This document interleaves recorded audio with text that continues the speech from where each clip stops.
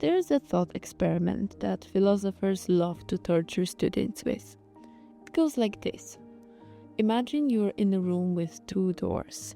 Behind one door is eternal bliss. Behind the other, eternal suffering. You have to choose, but here's the catch. You have no information about which door leads where. Most people freeze. The stakes are infinite, the information is zero. Now imagine a third option. What if the doors don't lead to heaven or hell, but to something worse? Something that makes you wish for either salvation or damnation, because the least those have meaning. Let me tell you a story of a short stay in hell, because today we are walking through that third door. Picture this. You wake up in what looks like a library, but this isn't your cozy neighborhood branch with its worn armchairs and the comforting smell of old paper. No, this library stretches beyond the horizon in every direction. Shelves tower above you like concrete mountains, disappearing into a grey haze that might be sky or ceiling. You can't tell which. The silence is so complete, it makes your ears ring. So oppressive, you can hear your own heartbeat echoing off the walls. And then someone or something explains the rules. You cannot leave until you find your book. The one book among billions upon billions that tells your life story from birth to death, every thought, every moment, every secret you've ever kept. Every other volume on every other shelf, pure gibberish, random letters forming meaningless words across infinite pages of static. A cosmic library of noise with one signal buried somewhere inside. Welcome to Stephen L. Peck's vision of hell. And trust me, this isn't the fire and brimstone punishment you learned about in Sunday school. This is something far more sophisticated, far more modern, and far, far more terrifying. Today we are taking a deep dive into A Short Stay in Hell, a novella that's going to make you question everything you think you know about punishment, meaning, faith, and what it means to be human in an indifferent universe. And this isn't just a book review, or at least I don't want it to be. We are going on a philosophical journey that touches on everything from George Borges to Albert Camus, from the nature of memory to the psychologically of hope, from religious certainty to existential dread. We will explore how Peck constructs his infinite library and why making it finite changes absolutely everything. We will unpack the devastating religious commentary that flips centuries of theology on its head. We will examine how his sparse, brutal little book manages to say more about the human condition than novels 10 times its length. And at the end, we will ask the question that haunts every page. What would you do if you woke up in that library tomorrow? To understand what makes Peck's hell so uniquely terrifying, we need to start with George Louis Borges and his story The Library of Babel, published in 1944. Borges imagined a library containing every possible book that could ever exist. Not just every book that has been written, but every book that could theoretically be written using the standard alphabet. This library contains the complete works of Shakespeare, but it also contains versions where Hamlet is spelled Hamlet or Xamlet. It contains the true history of your future, but also false histories, and histories that are true, but for different universes entirely. The mathematical implications are staggering. As Borges worked out, his library would need to contain approximately 25 to the power of 1,312,000 books. That's a number so large, it makes the age of the universe in the second look like a pocket change. In Borges' vision, somewhere in this library exists the perfect book, the one that explains everything, that contains all knowledge, that answers every question you've ever had. But good luck finding it. The catalog that would help you locate books is itself scattered across millions of volumes, most of which are gibberish or contain false information. It's a gorgeous, gorgeous, terrifying metaphor for the human condition. Surrounded by infinite possibility, drowning in meaningless information, desperately seeking the one truth that will make sense of everything. But Borges treats his an intellectual puzzle, a philosophical thought experiment. His librarians are archetypal figures. Some become mystics, others nihilists. Still others delude themselves into thinking they found meaningful pattern in the chaos. It's abstract, mathematical, almost playful in its impossibility. Stephen L. Peck takes this elegant abstraction and makes it visceral. He takes Borges' infinite library and does something that seems like a small change, but transforms everything. He makes it finite, and that changes everything. You see, infinity is paradoxically a source of comfort. When something is infinite, failure becomes inevitable, which means it's not really failure at all. It's just the nature of the system. There is a kind of peace in mathematical impossibility. But finite? Finite means your failure is personal.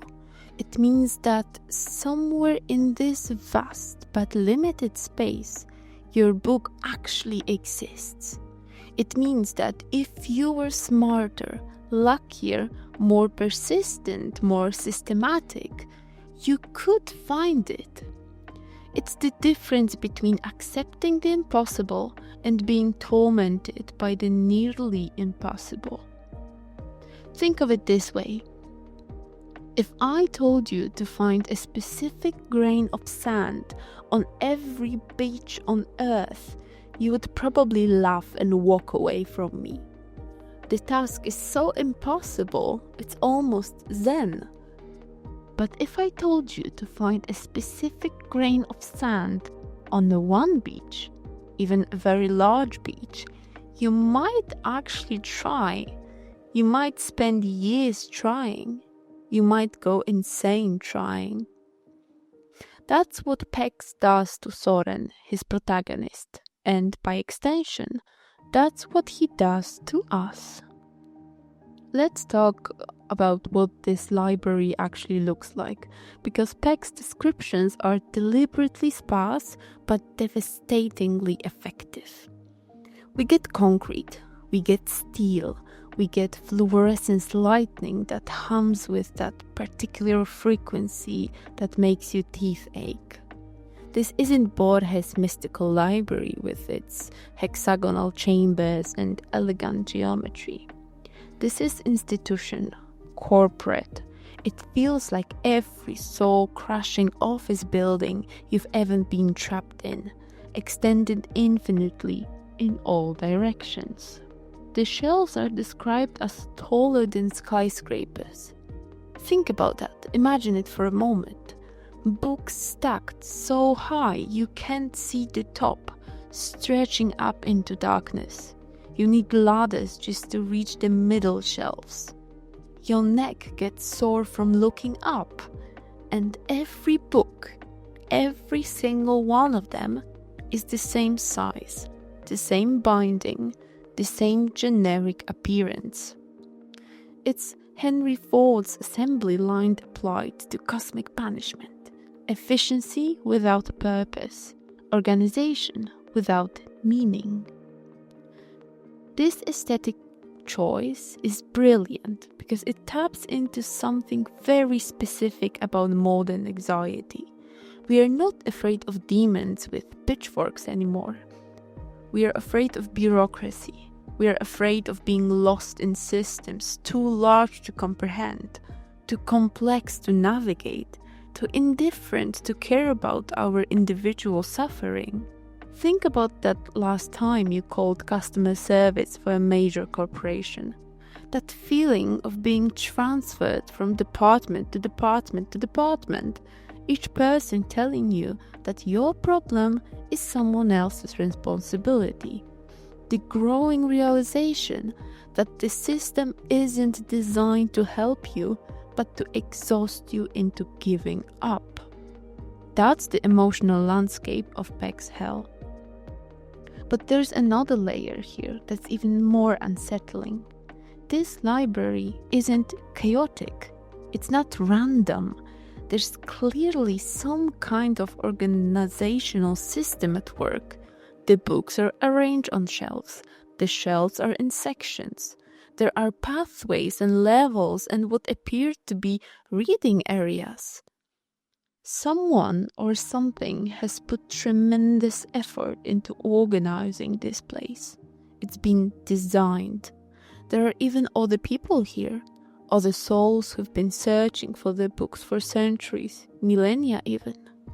They formed communities, developed strategies, created maps and filling systems. And none of it helps. This is the horror of modern information overload, made literal. We have more organizational tools than any generation in human history. We have search engines that can scan billions of web pages in milliseconds. We have algorithms that can predict what we want before we know we want it. We have artificial intelligence that can process more information in an hour than a human could in a lifetime. And yet, how often do you feel like you're drowning in noise? How often do you find yourself scrolling through social media feeds, news sites, streaming services, looking for something, you're not even sure what, but knowing you haven't found it yet? Peck's library is our digital age pushed to its logical extreme. Every possible piece of information exists, which means no piece of information has a special significance. Signal becomes noise, becomes the absence of meaning entirely. Now let's talk about time, because this is where Peck's novella becomes truly sadistic. The title A Short Stay in Hell is ironic to the point of cruelty. Soren spends what might be millions of years in this place, maybe billions. The text is deliberately vague about the exact time frame, but we are talking about geological time, evolutionary time, the kind of time in which species rise and fall, in which continents drift, in which stars are born and die. And it's still not forever. This is psychologically devastating in a way that traditional concepts of eternity aren't. Eternity, paradoxically, is easier to accept than very large finite number. Eternity implies a kind of transcendence, either divine or deemed, but at least meaningful. What Peck gives us is bureaucratic punishment with an expiration date. It's like being sentenced to 1 billion years in a prison, but being told that, hey, at least it's not a life sentence. The time scale also does something else. It makes hope malignant. In a traditional hell, you might despair, but at least despair is honest. It's a clean emotion. In Peck's hell, hope persists because the task is theoretically possible. Maybe today is the day you find your book. Maybe tomorrow.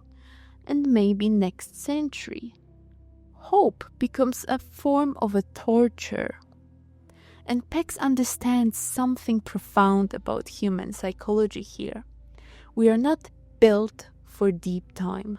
Our brains evolved to think in terms of days, seasons, years at most. We can intellectually understand concepts like a million years, but we can't really feel it. They are abstract to us.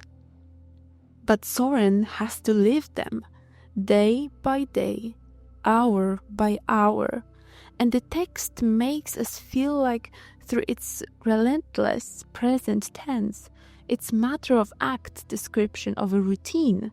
He climbs another ladder, he opens another book, he reads gibberish, he moves to the next shelf. The repetition becomes hypnotic, meditative, it's the worst possible way.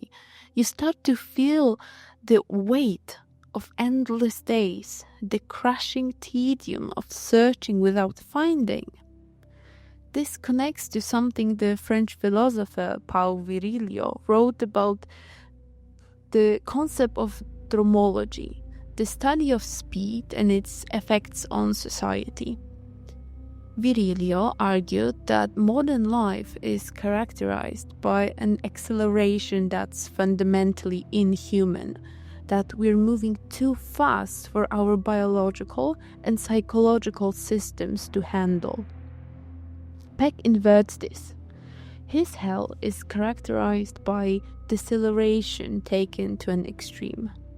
Time moves at human speed, the speed of walking, reading, climbing ladders, but extends far beyond human comprehension. It's speed that's perfectly discipulated to human limitations, which makes it perfectly torturous. Now we get to the twist that can make readers' blood run cold. The moment that transforms this form of surreal punishment story into a devastating critique of religious certainty. Soren arrives in his library hell confused and protests his faith. He lived a decent life. He was faithful to his Mormon beliefs. He followed the commandments, served his community, and loved his family. But any reasonable moral standards, he was a good person. So why is he here? And answer is delivered with brutal, almost offhand simplicity. He chose wrong. The true religion, it turns out, was Zoroastrianism, an ancient Persian faith founded by the prophet Zarathustra sometime between 1500s and 1000 BCE. Let's unpack why this choice is so brilliant and so disturbing. First, Zoroastrianism. Most Western readers know almost nothing about it. It's one of the world's oldest monotheistic religions, and it's actually influenced Judaism, Christianity, and Islam in profound ways. The concept of heaven and hell, of final judgment, of a cosmic battle between good and evil, these all have roots in Zoroastrian thought. But it's also ancient, obscure, and has only a few 100,000 adherents worldwide. By picking Zoroastrianism, Peck isn't making fun of any particular faith that his readers are likely to hold, don't get me wrong. He's making a deeper point about the mathematics of religious truth. Think about it. There have been thousands of religions throughout human history, thousands of ways that humans have tried to understand the divine, to make sense of existence, to find meaning in suffering. The ancient Egyptians had their pantheon, the Greeks had theirs, the Romans absorbed and adopted gods from across the empire. Indigenous cultures worldwide developed their own spiritual systems. And that's just the past. New religious movements emerge all the time. Scientology, Rastafarianism, various New Age spiritualities, secular humanism treated as a kind of faith system. So here's the terrifying question. What are the odds that you happened to be born into the right one, or that you happened to find it throughout your own searching? Peck isn't arguing that all religions are false. He points out that the claim to exclusive truth, the idea that one path and only one path leads to salvation, becomes mathematically absurd when you consider the vast number of sincere, devout people who have believed deeply in mutually contradictory systems. This is what philosophers call the problem of religious diversity. If there's one true religion, then the vast majority of humans throughout history have been wrong about the most important question they could ever ask. And they are wrong because they were evil or stupid or lazy. No, they were wrong because they were born in the wrong place at the wrong time to the wrong family. Now let's talk about Soren's Mormon background especially, because this adds another layer of complexity. Mormonism is a relatively new religion founded in the 1830s by Joseph Smith in the upstate New York. It makes very specific claims about having the restored truth of Christianity, about having divine revelation that corrects the errors that crept into other Christian denominations over the centuries. Peck himself is Mormon. This isn't an outsider attack on his faith. It's something more complex, a kind of spiritual interrogation from within. He's asking, what if our certainty, however sincere, is misplaced? What if our claims to having the true path are just another form of human arrogance? This connects to something that theologian Paul Tillich wrote about the concept of ultimate concern. Tillich argued that whatever you treat as ultimate, whenever it's God, country, family, ideology, or even yourself, becomes your functional religion. And he warned about the dangers of making finite thoughts into infinite concerns. Peck is pushing that further. What if even our infinite concerns, our deepest spiritual beliefs, are ultimately finite? But there's what makes this twist even more devastating. The universe doesn't seem to care about moral behavior. Soren wasn't judged on how he lived, but on which team he picked. It's not divine justice, it's cosmic bureaucracy.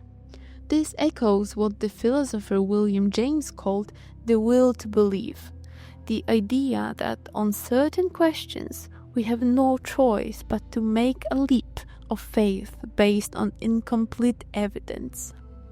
But Peck shows us what happens when the leap lands in the wrong place, though no fault of our own.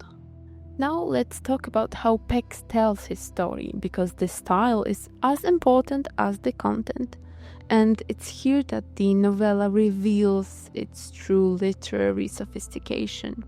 The prose is sparse, minimal, almost skeletal. There are no flowery descriptions, no lyrical passages, no ornamental language whatsoever. At first glance, you might think this is simply competent but unremarkable writing. You would be wrong. This is surgical precision disguised as simplicity. Every sentence feels like it's been carved rather than written. Like each word has been weighed and measured, and only the absolutely essential ones have been allowed to remain. It's prose that's been through thought a kind of textual distillation process, leaving only the concentrated ones with essence of meaning. Consider this passage. He reads gibberish. He closes the book. He pulls out another gibberish, another gibberish. On the surface, this looks almost primitive, but read it out loud. Feel the rhythm. Notice how the repetition creates a kind of hypnotic drone, how the short sentences mimic the mechanical nature of Soren's task. The prose doesn't describe tedium. It enacts it. It makes you feel the crushing weight of endless repetition. This connects to something the minimalist writer Raymond Carver understood, that sometimes the most powerful effects come from what you leave out, not what you put in. The gaps between words, the silences between sentences, the things that aren't said, these becomes as important as what is explicitly stated.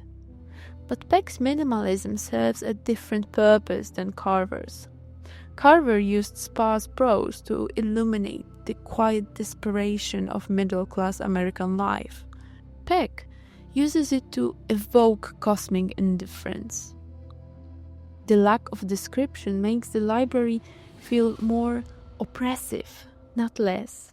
We are not given elaborate details about the architecture or the lighting or the smell of old books. We get concrete, steel, and silence. The absence of sensory richness reflects the sterility of the punishment. This aesthetic choice also mirrors the central problem of the library itself. Too much information, not enough meaning. Just as the library contains every possible book, but provides no guidance about which ones matter, Peck's prose contains every necessary word, but refuses to tell us how to feel about them. It's a literary negative space, like the white areas in a Japanese ink painting that define the subject as much as the brush strokes do. The emptiness has weight. Compare it to how most horror writers approach their craft. They pile on the grotesque details, the elaborate monsters, the ornate descriptions of suffering. Stephen King gives us pages of description about the Overlook Hotel. Lovecraft drowns us in adjectives describing cosmic horror. Clive Barker reveals in visceral imagery. Peck, on the other hand, gives us the shelf stretches away in both directions. That's it. No description of its color, its height, its material, just the essential fact of its existence and its endlessness. It's most terrifying, at least for me, than all of King's haunted hotels. This minimalism also creates a strange kind of temporal effect. The sentences are so pared down that they seem to exist outside of time. There's no urgency, no momentum, no building towards climax.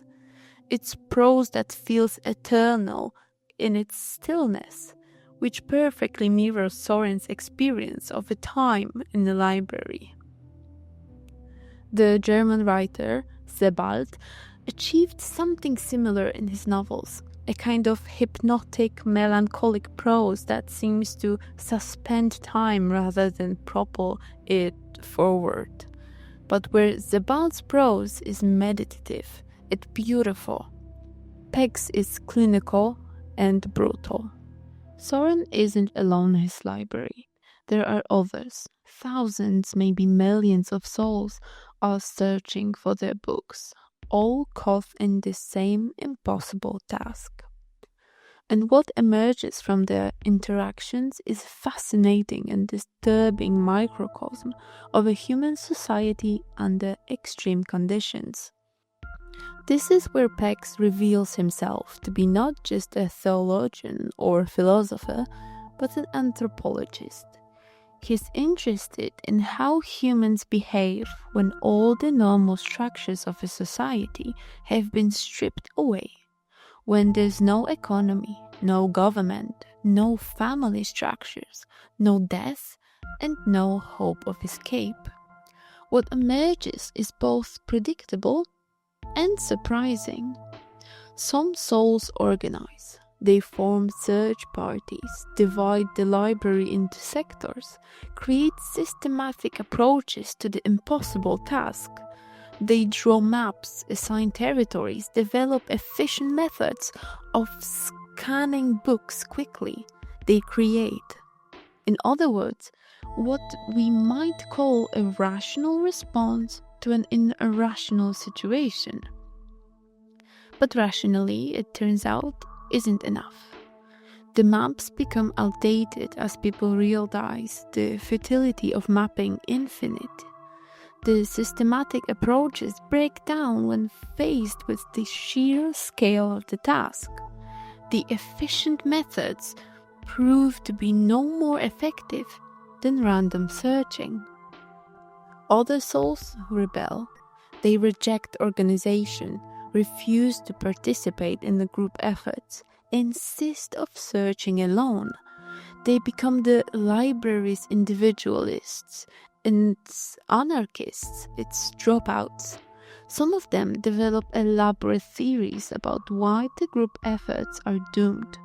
Others simply can't stand the psychological pressure of coordinated failure. Still others turn to mysticism. They develop elaborate belief system about the nature of the library, about hidden patterns in the placement of books, about spiritual methods of finding their volumes. They create new religions within the library, complete with rituals, hierarchies and orthodoxies. And some give up entirely. They stop searching and it simply exists, finding whatever small pleasures they can in this sterile environment. They become the library's lotus eaters, its dropouts, its walking dead. What's fascinating is how these different responses create their own social dynamics. The organizers look down on the mystics as delusional. The mystics see the organizers as spiritually blind. The individualists reject both groups as weak-willed, and everyone views the dropouts with a mixture of pity and envy. Over time, and remember we are talking about centuries, about millennia, those groups develop into distinct cultures. They create their own languages, their own traditions and histories. The library becomes not just a space of punishment, but a laboratory for studying how humans create meaning in meaningless situations. This connects to something the sociologist Emil Durkheim observed about religion and society. Durkheim argued that what we call the sacred is really just society worshipping itself, that our gods are projections of our social bonds and collective values. In Peck's library, we see this process in Fast Forward. We cut off from traditional sources of meaning, humans immediately begin creating new ones. They don't just search for their books, they create belief system about the search. They don't just organize, they create myths about the proper way to organize. But here's what makes Peck's vision so devastating.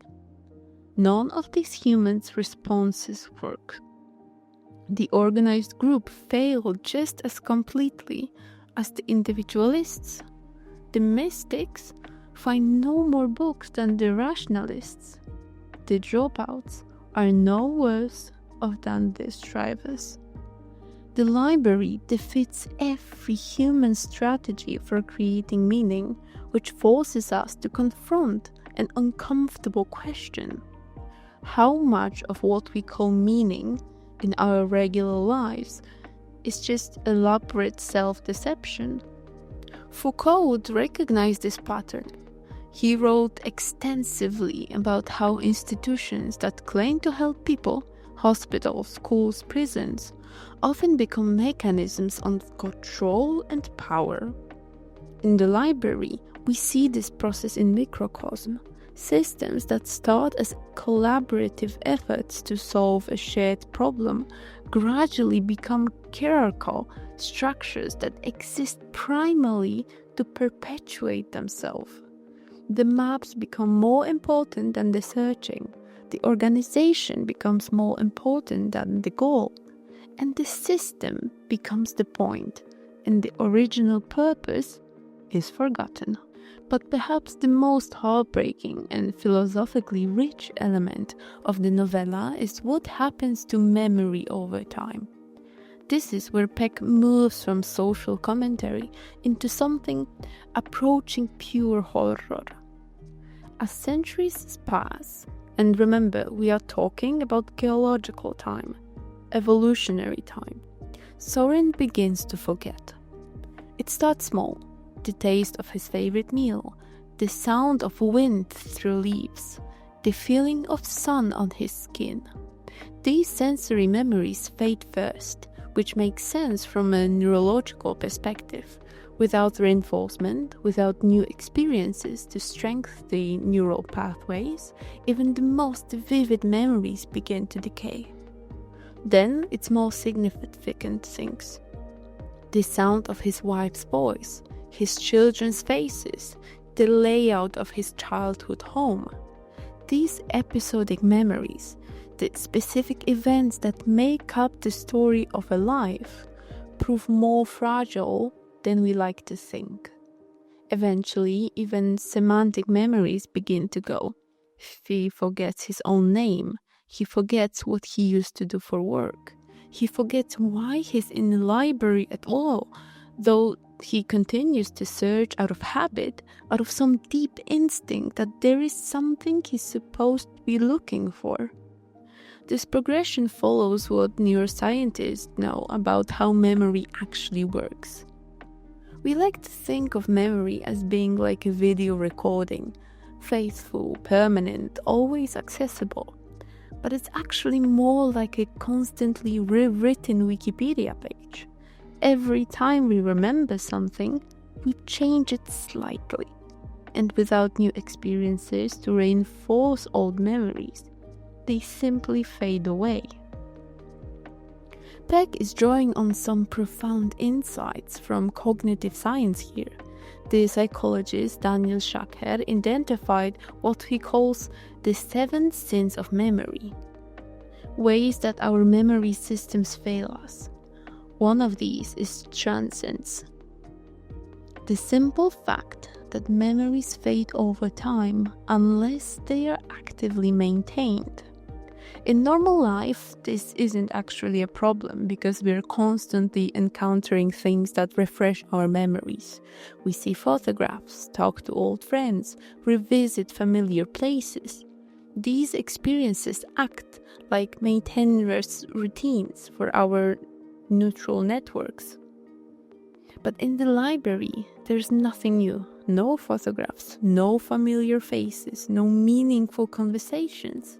Just books and more books and the endless, unchanging routine of searching. Without new experiences to strengthen the old neural pathways, we simply atrophy. This raises profound questions about personal identity. The philosopher John Locke argued that we are essentially the sum of our memories, that what makes you you is the continuous chain of remembered experiences stretching back to your earliest childhood. But what happens when that chain breaks? Modern neuroscience has complicated Locke's picture, of course. We now know that identity isn't just about memory. It's also about narrative, about the stories we tell ourselves about who we are. But even these narratives depend on memory for the raw material. Marcel Proust built an entire literary universe around this insight. His 7-volume novel In Search of Lost Time is essentially an exploration of how memory creates identity, how the past lives on the present through the power of recollection. The famous Madeleine scene, where the taste of a cookie triggers a flood of childhood memories, is really about the resurrection of the self through remembrance. Peck takes this insight and performs surgery on it. What happens when there are no Madeleines? What happens when the past doesn't live on because there's nothing to trigger its remembrance? Soren becomes a kind of philosophical zombie here, a being that looks human, acts human, but lacks the inner life that we associate with consciousness. He walks through the library, opens books, closes them, and moves on to the next shelf. But he's forgotten why he's doing any of this. And this connects to something deeply unsettling about modern life. We live in an age of information overload, where we constantly bombarded with the new data, new experiences, new stimuli. We document everything, every meal, every vacation, every random thought gets posted on social media. But are we actually remembering anything? Or we are so busy documenting our lives that we are forgetting to live them? The psychologist Barry Schwartz has written about the paradox of choice. The idea that having too many options can actually make us less happy, less satisfied, less able to commit to any particular path. Peck shows us a related paradox, a paradox of information. Having access to all possible books makes it impossible to find the one that matters. And perhaps more troubling, being surrounded by infinite information makes it impossible to remember anything specific. Which brings us to the philosophical heart of this novella, and to what I think is Peck's most profound insight. His relationship to Albert Camus and the philosophy of absurd. Camus wrote about Sisyphus, the king in Greek mythology, who was condemned to push a boulder up a mountain for eternity, only to watch it roll back down each time he neared the summit. For Camus, Sisyphus became the perfect metaphor for the human condition. We are all engaged in ultimately meaningless tasks, condemned to struggle without hope of final success. But Camus made a crucial argument. We must imagine Sisyphus happy, in the act of revolt against meaninglessness, in the refusal to give up.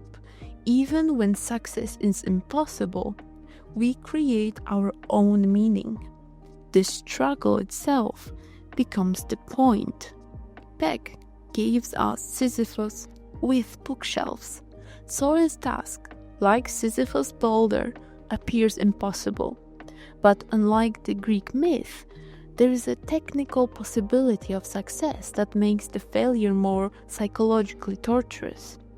Sisyphus knows his task is eternal and pointless. Soren believes his task is finite and meaningful, which makes every failure personal rather than cosmic. Where Camus finds defined joy in the struggle against absurdity, Peck offers no such consolation. Soren's revolt is quieter, more ambivalent. He doesn't find happiness in the repetition, he finds necessity. His perseverance isn't triumphant, it's mechanical, resigned and hollowed out. And yet, and this is crucial, he continues. Even when he forgets his name, even when he loses his memories, even when he no longer remembers why he's searching, the act of searching continues. It becomes habit, instinct, the one constant in a world stripped of all other constants.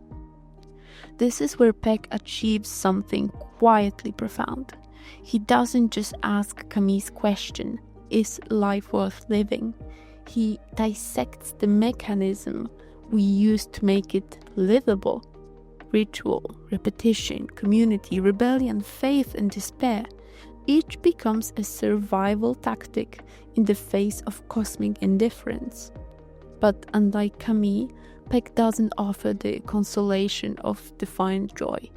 His vision is bleaker, more honest about the psychological cost of meaninglessness. Soren doesn't learn to love his boulder, he just learns to carry it. And somehow, for me, that feels more human, more real. The search becomes a form of self-definition that persists even when the self has been largely erased.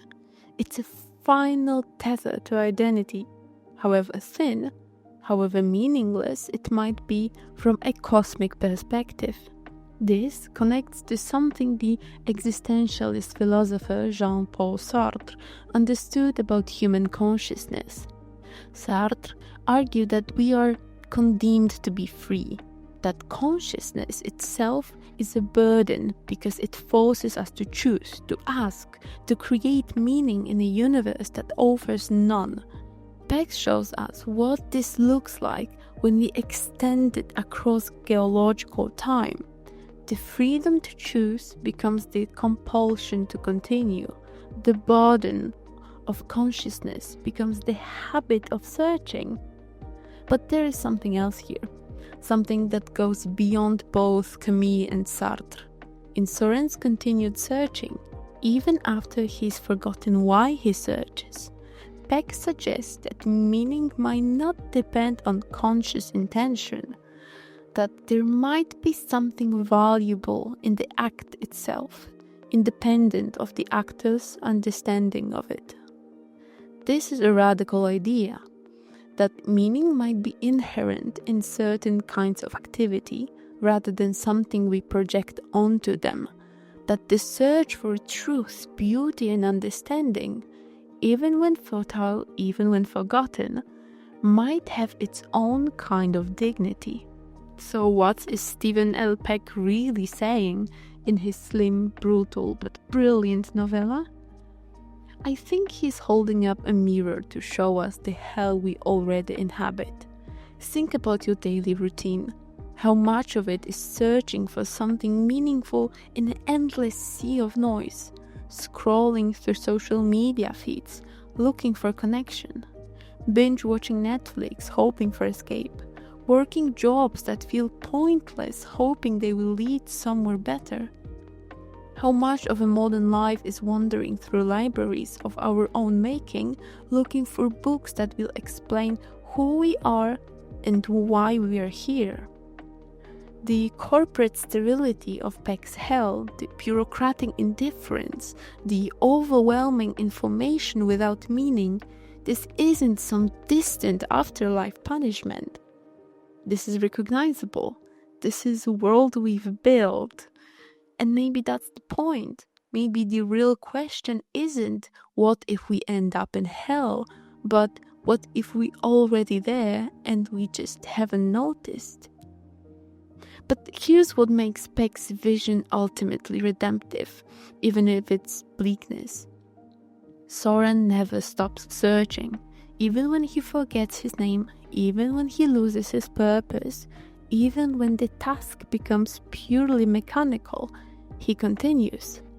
And in that continuation, in that stubborn persistence, in the face of a cosmic indifference, something human persists, something valuable, something that might, in the end, be enough.